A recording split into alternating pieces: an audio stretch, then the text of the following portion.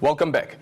Over 30,000 people descended on Loftus Versfeld Stadium to witness President Cyril Ramaphosa take his oath of office. The pomp and ceremony had all the characteristics of a Currie Cup finale, if not more. It was yet another reassurance from yet another head of state who pledged allegiance to the Constitution and a promise to protect and promote the rights of all South Africans. It's only of the President that this is expected. And right now I'm joined in studio by Professor Mcebisi. Ndletyana, thank you so much for joining us this morning. New promises, or is it the same old, same old? Same promises, but with new authority and a mandate. He won the election for the ANC, so he's a lot stronger now than he was last year. So he's going to make his own cabinet with a certain degree of confidence. So yeah, there's confidence and authority, but same promises. The same promises. And here's the immediate thing, is the difficulties that the President may face. For instance, the meetings that will be taking place today around the reconfiguration of Cabinet. Of course, this has been an ongoing thing since he made the announcement during last year's State of the Nation address. Do you think that it could face some pushback with the final moments and the deadline looming that tomorrow I will announce the executive? Well, announcement of cabinet makeup is always a tricky thing. That is why it is delayed at times, because there's last minute jostling for positions. And in this case, it's even tougher because you have a much smaller cabinet than you've had. And at the same time, you have a deputy president who poses a dilemma to the president. His character is tainted. He's completely bad news. So if you are promising as a new president coming in, promising ethical leadership, a new dawn, the beginning of something. But the city press is even reporting today that President Cyril Ramaphosa is actually the one who asked one of Didi Mabuza's lieutenants or a confidant to say, please beg him that he gets sworn in and he remains my deputy president, because there's potential of disuniting the ANC. Well, I'm not privy, obviously, to that discussion. But if I were to advise the president, given the promise of his presidency, then Didi Mabuza is at odds with that promise.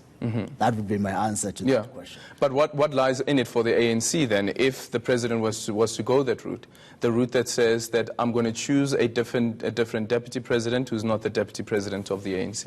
One of the main challenges that faces the ANC is the ANC as a party. Government, the president is pretty much in charge of government because of the authority and powers that are vested in him. But the party obviously controls government. Those are deployees. So you need to make sure that you have a strong grip over the party. Because the ANC has self-destructive instincts, right? They can mess him up.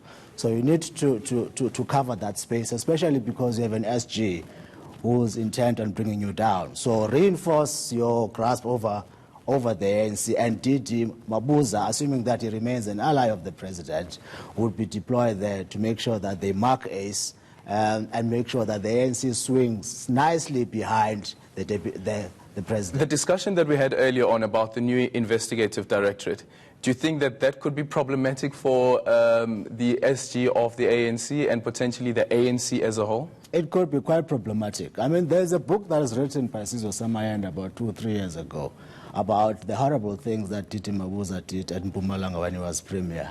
He's an equivalent of Ace Magashule, pretty much, right? So if you have this institution that has been set up now and the ANC is honest about cleaning up, then they have a lot of reason to worry. Not only Ace, but a number of ANC people. But is it enough to act just based on these newspaper articles as well as the books, instead of having something concrete that comes from the courts? Well, journalists don't do forensic investigations. They simply report on what they have experienced, some of them. And interestingly, Sizwe Samayanda's book has never been challenged by Didi Mabuza. Didi didn't sue him, hasn't sued him, so there's something there. So it's up to the formal institutions to investigate and do their jobs, yeah? What lies in it for whoever the president chooses to be the deputy president if that person is not Didi Mabuza? To complete the earlier answer, someone like Nkosazana Dlamini-Zuma would make a lot of sense to bring the party together. She brings a lot of value for Cyril because she was part of the previous faction, and that would, her appointment would undercut the strength of that faction, because you need to break them up, make sure that at least you have you know, a large part of the ANC behind you. Is there potential of having the ANC broken up into three? You have a faction that supports Jacob Zuma, you have a faction that supports Cyril Ramaphosa, you have a faction that supports Didi Mabuza. Well, I'm still operating on the assumption that Didi Mabuza is still part of the Cyril faction. But now the current, the challenge he faces is the ACE faction. And also the litigation and prosecution against Jacob Zuma. And Zuma is going to use that to argue that he's being pursued by the state. So if you have his ex-wife there as deputy president, it dilutes that message that he's being pursued by the state, because his ex-wife will be part of the state.